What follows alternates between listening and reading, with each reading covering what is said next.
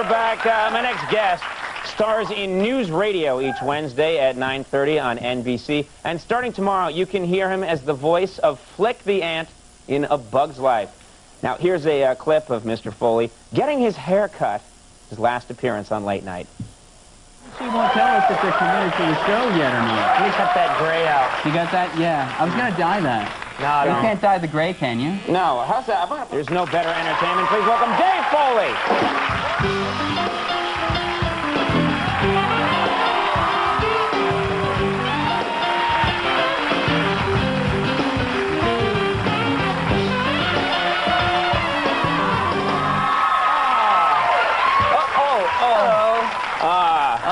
We have to talk about this because the last time you're on the show, we end up cutting your hair sort of on the spur of the moment. Yes, shaving it really is would be more the accurate verb to use. Yeah, now my understanding is that you thought that we were just going to do a little trim.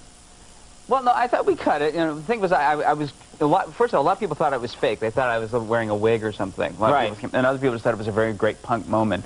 But I do remember saying to Andy right before the show, Andy, anything, just leave me at least ½ inch of hair. Mm-hmm. That's all I need. Because you're about to do a film. I said, I'm starting a movie tomorrow. Right. I need at least ½ inch of hair.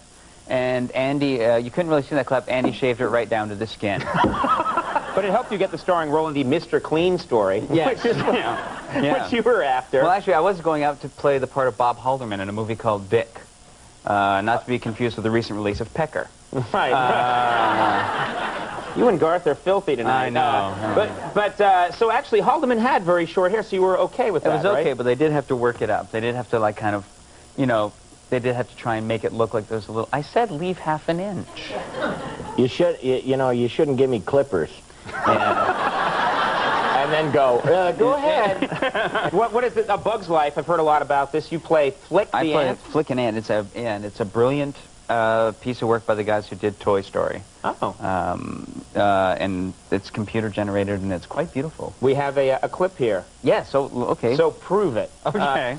This is amazing. What do we need to know anything about this? I guess, well, this is a scene where my character Flick has caused his colony great distress because he has accidentally dumped this grain that they pay as extortion to a group of grasshoppers into the river.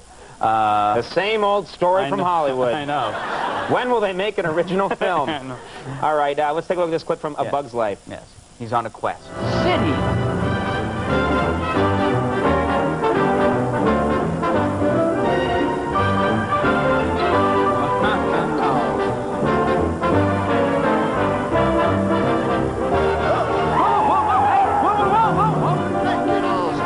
The septic tank, including standing water, empty bean can, and dead rat. What? Hey! Oh, sorry. What way you going? I didn't mean to do that. I didn't mean... Huh? Oh, sorry. Oh. Are you, I'm really, really sorry. There was an accident. They have a hard life, don't they? I know. Well, this is great. This is a big time... This is a big Hollywood movie. Things are going very well for you. Well, this is actually one more bit of evidence to the one more sort of brick in my climbing to be Tom Hanks.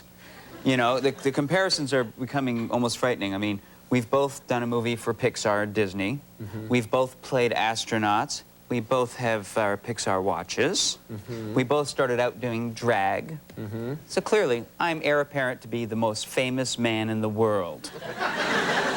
So you might as well enjoy having me now, because I won't be doing your show after this.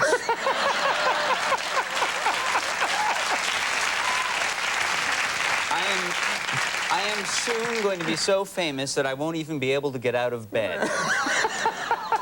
Wow. I will be so famous, I will have to be in an iron lung. My fame will bear down on my chest so heavily that I won't be able to breathe. And you're really looking forward to that, right? Yes.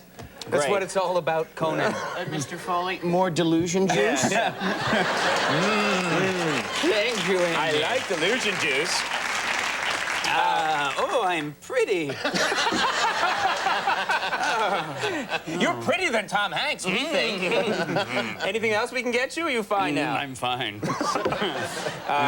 You know, we're just about out of time. Yeah. What? Oh, Yeah, I didn't that's get, it. Oh, I didn't Your get said delusion about wasted a lot of time. Oh, Lord, I had so much to tell you. Yeah, and it's your last time on the show. I How know. sad. Yeah, and we'll get you on the way down. Don't worry. Yeah. Okay. That's what happens. People get too big for us, then on the way down, they stop by again. And I could say a name right now, but it would just be too mean. But you like the voiceover work? You're happy with it? It's fine? It was the first time I'd done it. It was like, I didn't know what it was going to be like. I mean, you know, except that you'd go in, you'd be with the other actors and interacting as an ensemble. Right. But you go in and you're the only one in the room. It's just you and the director, so you sort of depend on the director very heavily. And I didn't understand a lot of how it's done. Like, for example, I didn't know that apparently in voiceover animation, it's standard practice for the actor to be naked. To be naked? Yeah. Now, what's the rationale for well, that? it's something to do with the rustling of the material. It's something I didn't understand. You know, the engineer explained it very well at the time. But apparently you have to be naked because of the acoustics. Right. Yeah. Anything else? Yeah. In voiceover animation, it's traditional to refer to the director as mistress. Yeah, I didn't know that either. Incredible. Yeah. And if you make a mistake, like if you mess up a line or you get off the mic, you know, right. or, you know, that's called being naughty. And when you are naughty, you are punished. That sounds horrible. How are you punished? You know, I'm not really comfortable discussing that. Perhaps after I do the sequel, you know, when I've done a little, I'm more seasoned in this. Yeah. You know. Wow. And another thing, there's a little trick of the trade I learned. That's something I didn't know. But there's things you do to get your voice in shape. You know, because it is your instrument, Conan. Yeah. For example, it's a very good idea to drink your own urine. Apparently, that's how Robbie Benson got that rich, mellifluous voice for the Beast. I have never heard of that. I've heard a lot of. I've never heard of that. Standard practice. I'm sure that you know they did it with Phyllis Diller and Julia Louis-Dreyfus. I'm sure they all. I don't think anybody does that. No, I'm sure they all. No one does that. I think it's industry standard. Nobody. No, never been done before. You're the only one.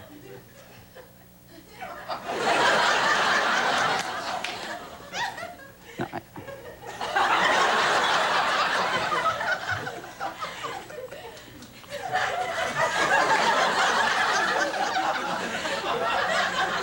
Are you okay? Are you sure? Stop crying. 20 minutes ago, you were bigger than Tom Hanks, and now you're a crying baby. Andy, give him some more delusion juice. Conan, I drank... Delusion juice. I drank my own urine, Conan. News radio. Wednesdays at 9:30 p.m. on NBC. And a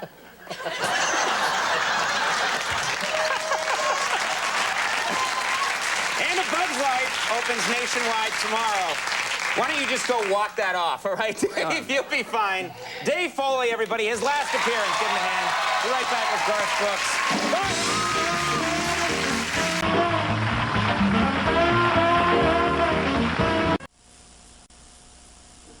All right, folks, that's our show. Do want to thank all our guests. Thank you very much, Garth. Thank you, sir. We'll take a break. See you.